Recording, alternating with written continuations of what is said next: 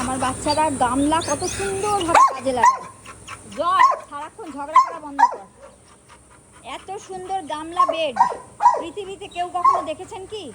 এখানে কুলার চলছে, এখানে গামলা বেডে আমার গুড্ডি মানে গুড়িয়া শুয়ে আছে। এই বাচ্চাটাকে বিষ খাইয়ে মারতে চেয়েছিল, ইনফ্যাক্ট বিষ খাইয়ে দেওয়া হয়েছিল। ও তারপর বিষ টিষ খেয়ে তারপরে এসছে আমার কাছে।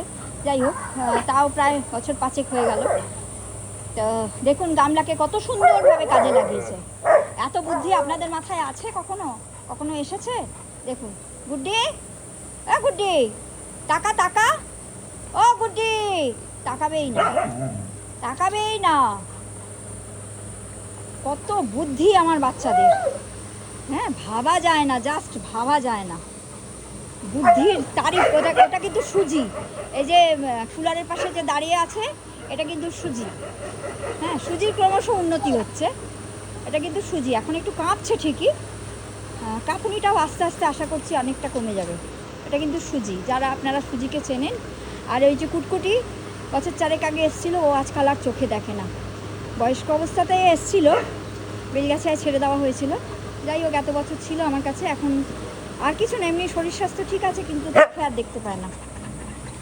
পঙ্কু, এটা টাইগার, একে রাস্তায় ছেড়ে দিয়েছে বাড়ির লোক। আর আমাদের মহারাজ মহারাজ মহারাজ কি কি সুন্দর হাসে, দেখেছেন? গুড্ডি গুড্ডি গুড্ডি তাকাও, এই দেখো কি সুন্দর হাসে আমার বাচ্চা, কি সুন্দর হাসে। বাবা রে বাবা রে, হাসি কেউ দেখেছে? ভুবন ভোলানো হাসি। তোমার মা কালকে ফোন করেছিল, আমি বলেছি যে ও একটুও কামড়ায় না, পাড়ার লোক শয়তান, পাড়ার লোক শয়তান, ও একটুও কামড়ায় না, ও খুব ভালো।